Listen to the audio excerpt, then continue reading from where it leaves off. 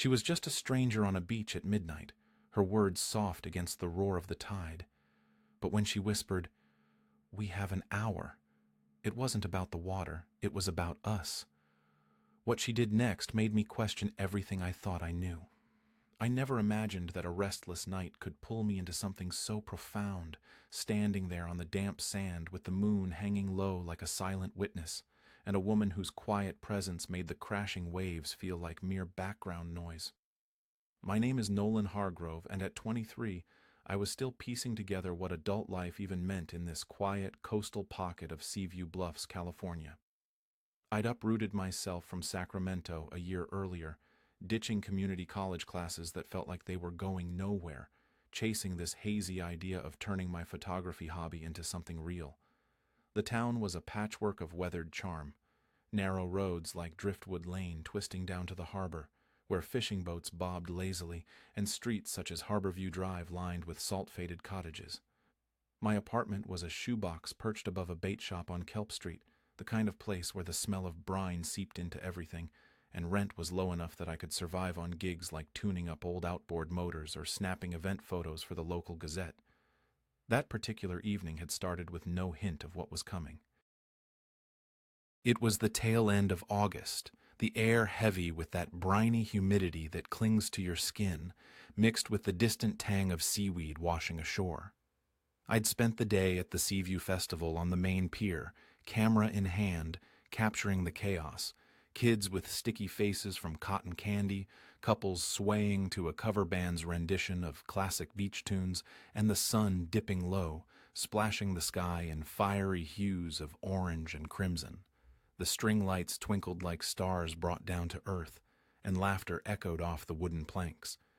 But as the crowds began to dwindle, that familiar itch for solitude crept in, the kind that hits when you're surrounded by people but feel utterly alone. So I slung my camera strap over my shoulder, kicked off my shoes, and wandered toward the secluded strip of beach past the breakwater, where the cliffs loomed like ancient guardians, and tide pools gleamed under the emerging stars. It was there, in that stretch of untouched shore, that I first noticed her. She was perched on a driftwood log, her form blending into the shadows, gazing out at the endless expanse of the Pacific as if searching for answers in the rolling waves. From afar, she seemed almost ethereal, her long hair catching the breeze like whispers from the sea. I hadn't planned to approach. I was content with the solitude, letting the cool sand shift under my feet. But as I drew nearer, she shifted slightly, and our eyes locked in the dim light. There was an intensity in that moment, a silent pull that made me pause, my heart skipping a beat for reasons I couldn't yet name. "Evening?" I said, my voice coming out quieter than I'd intended, carried away by the wind. I wasn't sure why I'd spoken. Maybe it was the way the moonlight danced on the water, urging some unspoken connection. She turned her head fully, offering a faint smile that didn't quite reach her eyes. "It's a lovely night for wandering." Her tone was smooth, laced with a subtle accent, perhaps from somewhere in Eastern Europe, melodic and measured, like she'd learned to weigh her words carefully over the years. Up close, her beauty was striking in a way that spoke of lived experience. Sharp cheekbones illuminated by the pale light, eyes deep and reflective like the ocean itself, and a poise that suggested she'd navigated storms I could only imagine. She had a light shawl draped over her shoulders, protecting against the cooling air, and her dress flowed gently in the breeze, sandals tossed aside in the sand. I figured she was in her late 30s, around 38, her maturity evident in the subtle lines of wisdom around her eyes, a quiet elegance that set her apart from the carefree festival-goers I'd photographed earlier. "I'm Nolan," I introduced myself, shifting my weight from one foot to the other, feeling a bit exposed under her gaze. "I live just up on Kelp Street. Out here, trying to shake off the day." "Serena," she replied, extending a hand with a grace that made the gesture feel almost formal. "Serena Voss. I'm from San Francisco, staying at the Cliffside Inn on Bluff Road for a short escape. Sometimes the city noise gets too loud." Her handshake was cool and assured, her skin carrying the chill of the night sea. We fell into easy talk at first, about the festival's lively chaos, how the ocean seemed to shift colors with the fading light, and why a place like Seaview Bluffs felt like a secret refuge from the world's rush. She mentioned her work as an art curator, handling gallery shows and collections, but lately it had worn her down, leaving her craving simplicity. "The waves have a way of washing away the clutter," she said, her eyes drifting back to the horizon, a hint of melancholy in her voice. I understood that pull more than I let on. My own life was a tangle of half-formed plans, parents back home who saw my move as a rebellion, odd jobs that paid the bills but left me hollow, and that persistent doubt that I was too young to make sense of it all. Yet, conversing with Serena felt effortless, like we'd bypassed the awkward small talk and landed in something genuine. She inquired about my photos, and I pulled up a few on my camera's screen. Close-ups of iridescent shells half buried in sand, the festival lights blurring into a warm glow on the water. She leaned in to see better, her shoulder grazing mine in a fleeting touch that sent a subtle warmth through me, narrowing the world to that shared space. As we spoke, the tide began its slow advance, the water edging closer, cool fingers lapping at our toes. Midnight was approaching, the beach now deserted save for us, the distant festival sounds fading into oblivion.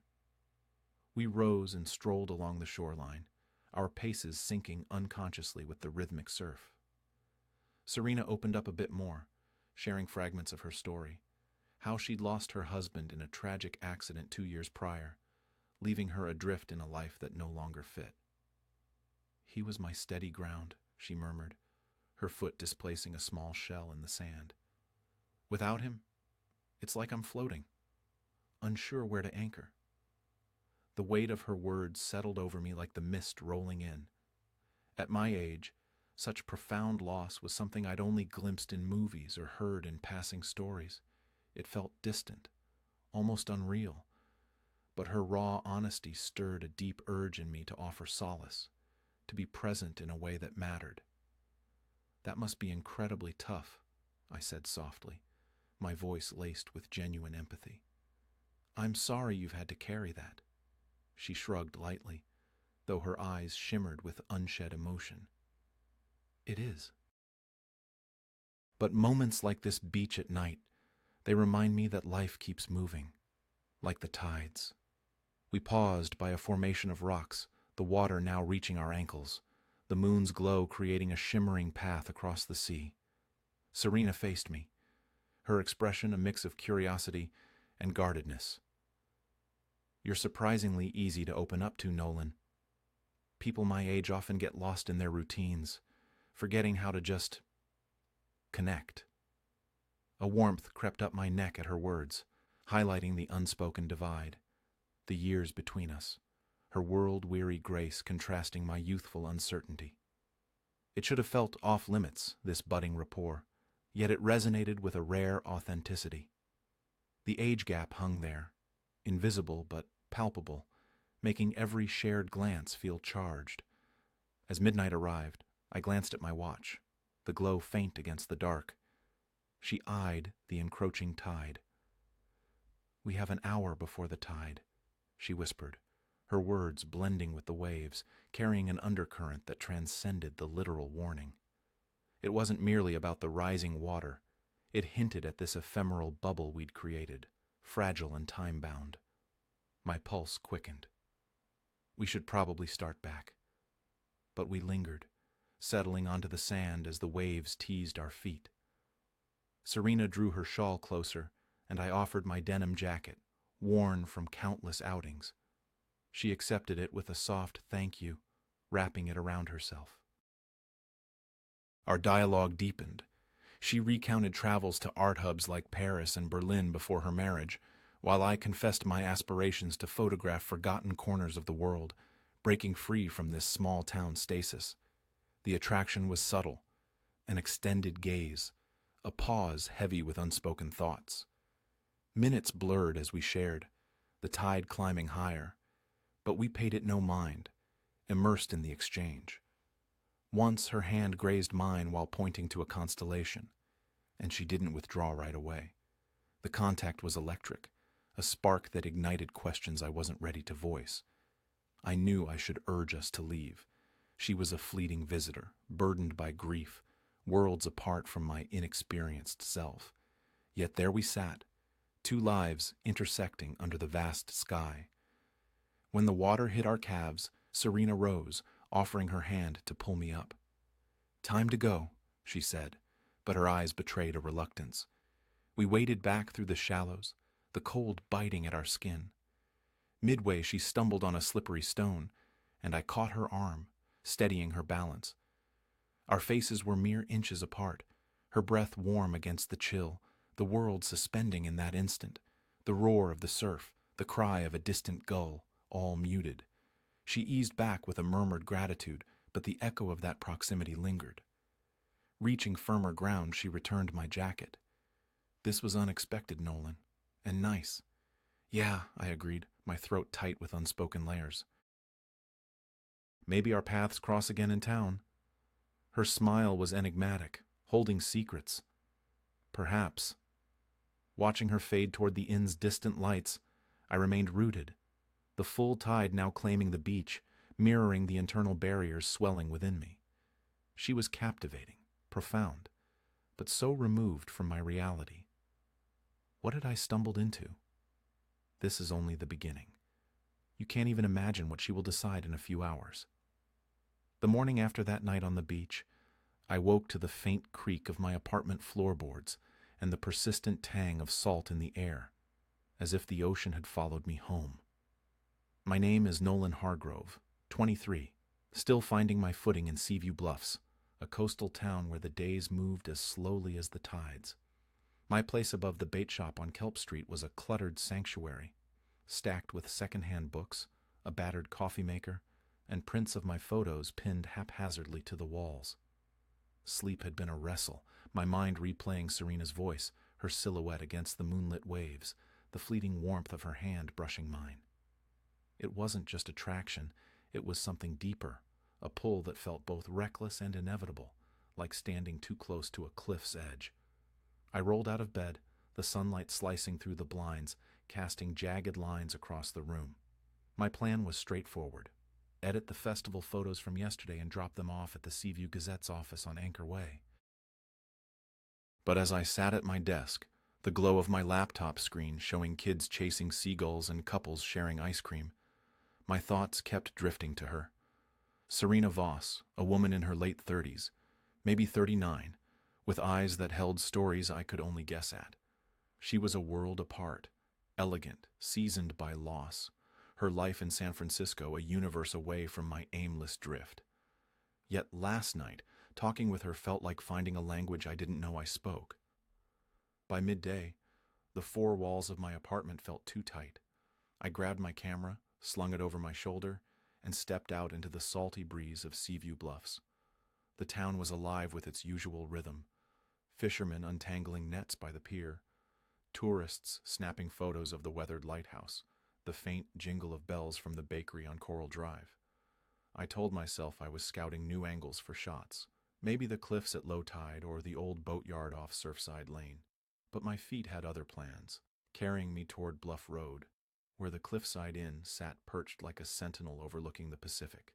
The inn was a charming relic, its white shutters peeling slightly, the porch lined with potted geraniums, swaying in the wind. As I approached, I saw her, Serena, sitting in a wicker chair, a book resting in her lap, a porcelain cup of tea steaming beside her. She wore a loose linen blouse, the color of sea foam, and jeans that hugged her frame just enough to hint at the grace beneath.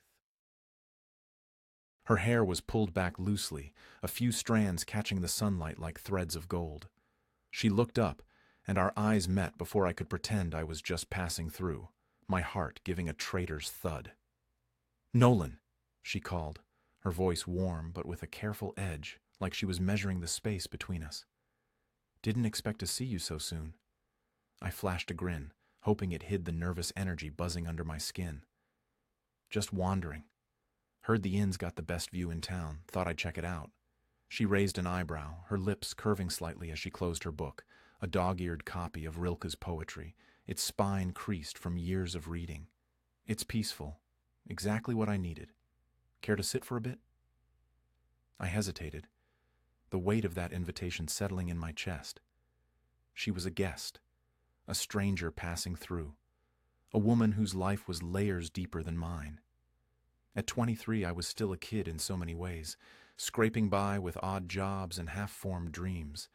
But something in her gaze, steady, curious, unguarded, pulled me forward. I climbed the porch steps, the wood creaking under my sneakers, and settled into the chair across from her. The view was breathtaking, cliffs plunging into the sea, waves smashing against rocks below, sending up sprays of white foam that caught the light like shattered glass. "Nice spot," I said, nodding toward the ocean. "You don't get views like this in the city, do you?" She laughed, a soft sound that carried both warmth and a trace of exhaustion. "No, San Francisco's all concrete and noise. I needed this, a place to breathe, to think." Her fingers traced the edge of her teacup, a small gesture that drew my eye, making me notice the elegance in her movements. The way she seemed to belong to this moment yet was somehow apart from it. I nodded, thinking of my own escape from Sacramento, running from expectations I couldn't meet. Parents who wanted me to be a lawyer or an accountant, anything but a dreamer with a camera. I get it. Seaview's got a way of slowing things down, making you feel like you can start over. Her eyes met mine, searching, and for a moment, the world narrowed to just us, the crash of waves fading into a distant hum. "Start over," she repeated, almost to herself. That's a nice way to put it. We talked for longer than I meant to, the conversation flowing like a tide pulling us in. She asked about my photography, and I found myself spilling more than I usually would. How I loved capturing moments that felt alive, like the exact second a wave curled before it broke, or the way a stranger's smile could tell a whole story. She listened with an intensity that made me feel seen, her questions sharp but kind, like she was peeling back layers I didn't know I had. I learned more about her too, her work curating art exhibits, the thrill of discovering a new artist, the exhaustion of keeping up with the city's relentless pace. She didn't mention her husband again, but his absence hung in the silences, a shadow that shaped her every word. "You've got a spark, Nolan," she said after a pause, her voice soft but sure. "That's rare. Most people your age are too busy chasing trends to know what they really want." I shrugged, feeling a flush creep up my neck. "I'm still figuring it out, just hoping I don't crash and burn." "You won't," she said with a conviction that startled me. "You've got time and you've got heart. That's more than most." Her words landed like a stone in still water, rippling through me. I wanted to ask about her, how she kept moving forward after such a loss, how she carried that weight with such quiet strength. But the question felt too heavy, too intrusive. Instead, I pointed to her book. "What's that you're reading? Looks intense." She held up the Rilke collection, its cover worn and loved. "It's poetry. Heavy, yes, but it helps me make sense of things, or at least feel them." "Read me something?" I asked, surprising myself with the request. I wasn't a poetry guy. My reading was mostly camera manuals and adventure blogs, but something about her made me want to hear it, to understand her world. She hesitated, her fingers brushing the pages, then opened to a marked passage. Her voice was low, deliberate, as she read lines about longing, about time slipping through your fingers like sand. The words were beautiful, but it was her delivery that hit me, the way her voice caught slightly, the way her eyes flicked up to meet mine, holding my gaze for a heartbeat too long. When she finished, the silence was thick, charged with an unspoken current that made my pulse race. That was... I struggled for the right word, my voice rougher than I meant. Beautiful. Really. She smiled, but there was a shadow in it, a flicker of something guarded. "You're kind to say so. Most people would rather scroll their phones than listen to old poetry." Before I could respond, a woman stepped out from the inn, Probably the manager, her apron dusted with flour. "Ms. Voss, can I get you anything else? More tea?" The interruption shattered the moment, and I stood, suddenly aware of how long I'd lingered. "I should head out," I said, rubbing the back of my neck.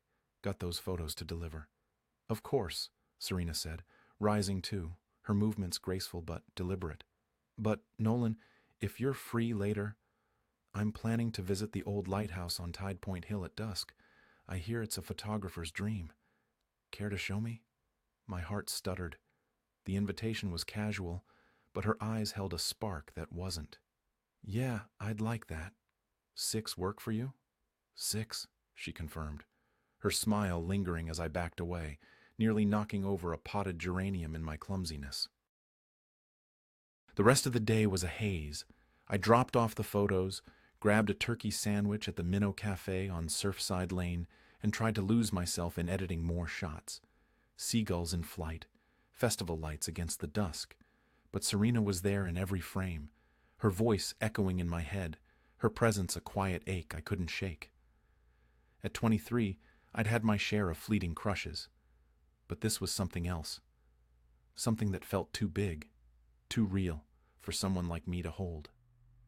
By 6, I was at the lighthouse, a crumbling stone tower on Tide Point Hill that hadn't guided ships in years, but stood as a magnet for artists and wanderers. The sky was a deep violet, the air cooling as the sun sank toward the horizon, painting the cliffs in shades of fire and shadow. Serena was already there, leaning against the rusted iron railing, her silhouette sharp against the fading light. She wore a light jacket and a scarf, her hair loose now, dancing in the breeze like a dark wave. "You made it," she said, turning with a smile that felt private, meant only for me. "Couldn't miss it," I replied, holding up my camera like a shield against the nervous energy coiling in my chest. "This place is magic at this hour." We walked the narrow path circling the lighthouse, me pointing out spots where I'd caught the perfect shot. The way the light hit the cliffs, the curve of the horizon. She asked questions about framing and exposure, her curiosity genuine, her voice pulling me in like a tide. It felt easy, like we'd been doing this forever, but every so often, our arms brushed or our eyes held too long, and the air shifted, heavy with something unspoken. I caught myself noticing the way her scarf slipped, revealing the delicate line of her collarbone, the curve of her neck. She caught me looking once, her expression unreadable but not distant, and my heart pounded harder. At the cliff's edge, the wind turned fierce, snatching her scarf and sending it tumbling toward the rocks below. Without thinking, I scrambled down the steep path, my sneakers slipping on loose gravel. The scarf was caught on a jagged outcrop, damp from the ocean spray, flapping like a trapped bird. I grabbed it, my hands stinging from the rough stone, and climbed back, breathless, holding it out to her. "You didn't have to do that," she said, her voice soft but thick with something I couldn't name. She took the scarf, her fingers brushing mine deliberately, lingering just long enough to send a jolt through me. Her eyes held mine, and for a moment, the world was just us, the wind, the waves, the fading light. "Couldn't let it get away," I said, trying for light but failing, my voice betraying the weight of the moment. She tied the scarf back on, her movements slow, almost ritualistic. "You're sweet, Nolan. Dangerously so." That word, dangerously, hung between us, a warning wrapped in a promise. We stood there, the lighthouse's shadow stretching long across the cliff, the ocean roaring below like it was urging us forward or pulling us back. I wanted to say something, to bridge the gap, but the reality of her age, her grief, her life so far removed from mine, held me in place. She was a woman who'd lived through things I couldn't fathom, and I was just a kid with a camera, chasing shadows of dreams. "Let's head back," she said finally, breaking the spell, but her voice was softer now, less certain. As we started down the hill, her hand brushed mine again, and this time she didn't pull away. Our fingers intertwined for a fleeting moment, a connection that felt like a vow. or a mistake.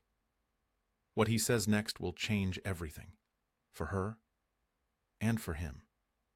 The walk back from the lighthouse felt like stepping out of a dream, the kind where you're not sure if you're awake or still caught in the haze of something too vivid to shake. I'm Nolan Hargrove, 23, still carving out a place for myself in the quiet rhythm of Seaview Bluffs, where the ocean's pulse seemed to dictate the town's heartbeat. The path down Tide Point Hill was narrow, lined with tall grasses that whispered in the evening breeze, their tips silvered by the rising moon. Serena walked beside me, her presence both grounding and unsettling, her scarf now tied loosely around her neck, fluttering like a flag of surrender. That brief moment when our fingers had intertwined lingered in my skin, a quiet burn that made every step feel heavier, charged with something I couldn't name. At 23, I was used to fleeting connections. Girls my age, quick laughs, quicker goodbyes. But this was different. Serena, in her late 30s, maybe 39, carried a weight of experience that made her feel like a world I could only orbit, not inhabit. We reached the base of the hill where the path spilled onto Harborview Drive, the streetlights casting soft halos on the cracked pavement. Seaview Bluffs was hushed now, the festival's energy a distant memory, replaced by the low hum of waves and the occasional chirp of crickets hidden in the dunes. Serena paused near a weathered wooden bench overlooking the beach, its paint chipped from years of salt and wind. She turned to me, her eyes catching the light, deep and searching, like she was trying to read something written in a language she'd forgotten. "Thank you for tonight, Nolan," she said, her voice low, almost swallowed by the sea's murmur. "It's been a long time since I felt here, really here." My throat tightened, her words stirring something in me I wasn't ready to face. "I'm glad you're here," I said, my voice steadier than I felt. "This town has a way of making you feel like you can just exist, you know?" She smiled, but it was fragile, tinged with a sadness that made my chest ache. "You make it sound so easy." "It's not," I admitted, shoving my hands into my pockets to keep them from reaching out. "But sometimes you need a place like this to remind you what matters." She nodded, her gaze drifting to the ocean, where the last traces of twilight bled into the horizon, a faint purple smudge against the black. I used to think I had it all figured out, my work, my marriage, my future. Then it unraveled, and I realized you can't control the things that define you. Her words hit like a wave, sudden and cold. I thought of my own life, half-baked plans to travel with my camera, the pressure from my parents to do something real, the nagging fear that I was wasting time I didn't have. My struggles felt small next to hers, but she didn't make me feel small. If anything, her honesty made me want to be more, to be someone who could stand in her orbit and not falter. "Want to keep walking?" I asked, nodding toward the beach path that curved back toward Bluff Road. "The tide's low now. We've got time." She hesitated, her fingers tightening briefly on her scarf, then nodded. "Just a little farther." We moved in silence at first, our footsteps crunching on the gravelly sand, the beach stretching out like a canvas painted in moonlight. The waves were gentle now, lapping at the shore with a rhythm that felt like a heartbeat.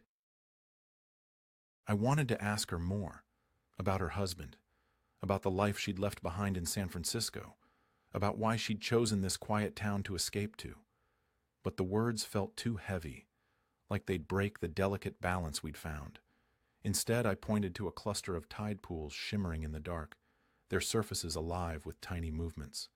Crabs scuttling, starfish clinging to rocks, anemones swaying like underwater flowers. "Ever gone tide pooling?" I asked, crouching to peer into one, the water cold against my fingertips as I brushed the edge. "Not since I was a girl," she said, kneeling beside me, close enough that I could feel the warmth of her presence despite the cool air. Her knee grazed mine, a fleeting contact that sent a jolt through me, sharp and electric. She pointed to a small anemone, its tendrils dancing in the shallow water. "They're so fragile, aren't they? Yet they survive out here, against all odds." "Kind of like you," I said, the words slipping out before I could stop them, raw and unguarded. Her eyes snapped to mine, wide with surprise, then softened into something warmer, more vulnerable. "You're bold, Nolan," she said, her voice barely above a whisper. "Maybe too bold." I laughed, the sound rough with embarrassment, but I didn't break her gaze. Didn't mean to overstep, it just felt true. "Don't apologize," she said, her tone gentle but firm. She stood, brushing sand from her jeans, and I followed, the tide pool forgotten. We walked closer to the water's edge, the air sharp with salt, the sand cool under our feet. The silence between us wasn't empty. It was alive, heavy with thoughts we both held back, with the weight of what we were and weren't saying. We stopped near a weathered pier piling, its wood smoothed by years of relentless tides, standing like a sentinel against the sea. Serena leaned against it, her arms crossed loosely, her scarf catching the breeze and fluttering like a living thing. I stood a foot away, my camera hanging uselessly around my neck, its weight a reminder of the distance I should keep. I wanted to photograph her, her silhouette against the moonlit waves, the way her hair moved like a dark current, but it felt wrong, like capturing her would steal something sacred. Instead, I just watched, memorizing the way the light carved shadows across her face, the way her eyes seemed to hold both grief and hope. "Nolan," she said suddenly, her voice cutting through the quiet like a blade. "Why are you here? With me, I mean."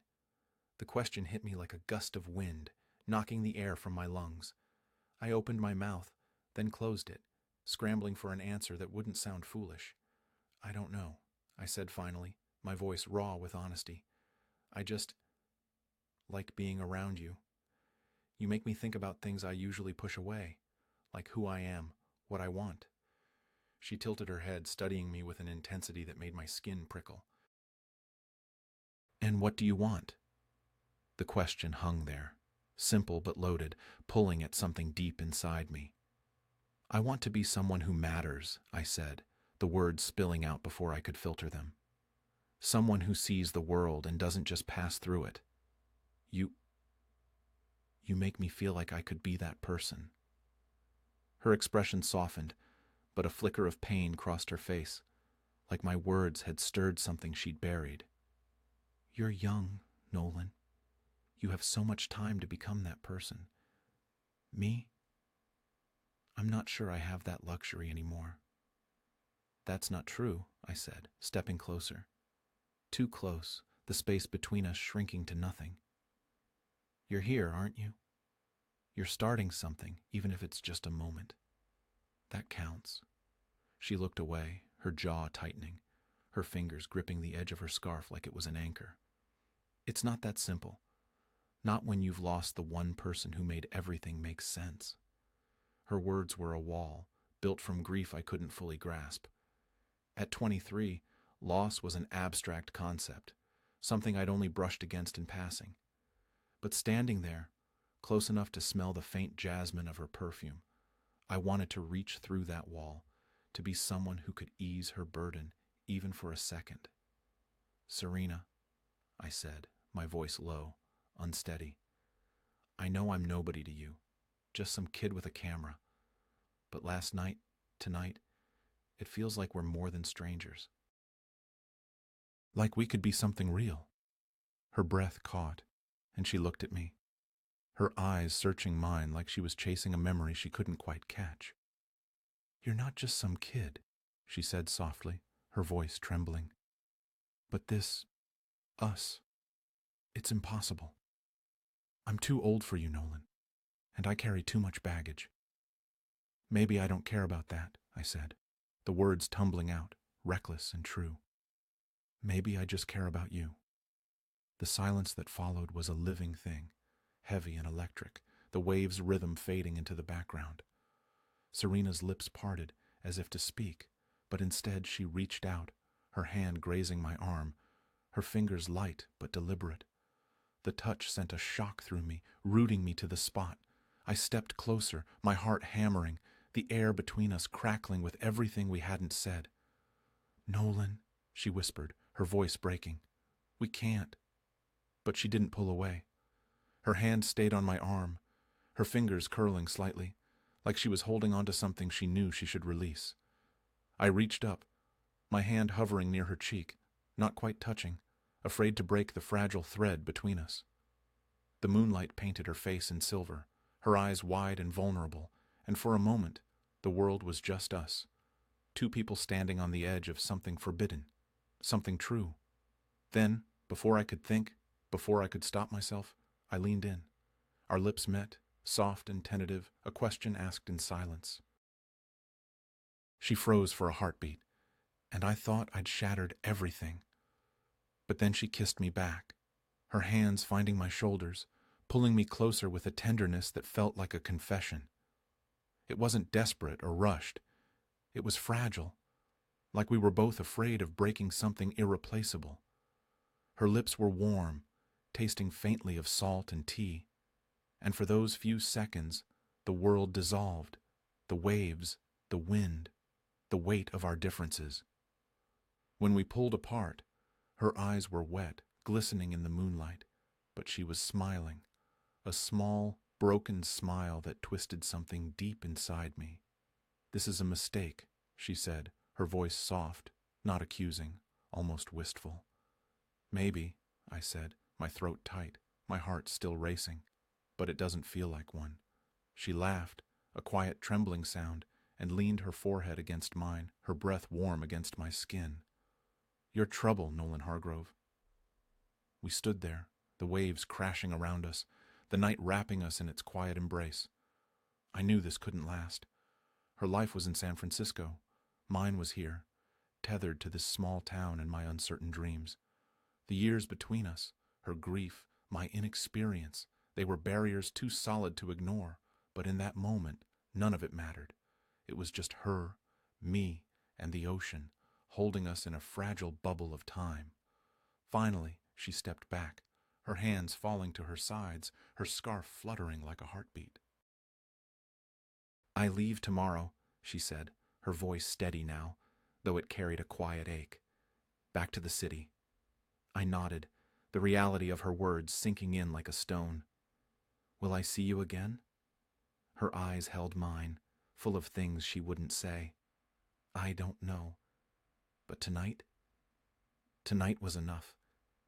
We walked back to the Cliffside Inn in silence, the distance between us growing with every step, though our shoulders brushed occasionally, a reminder of what we'd shared. At the inn's porch, she paused, turning to me one last time. The porch light cast soft shadows across her face,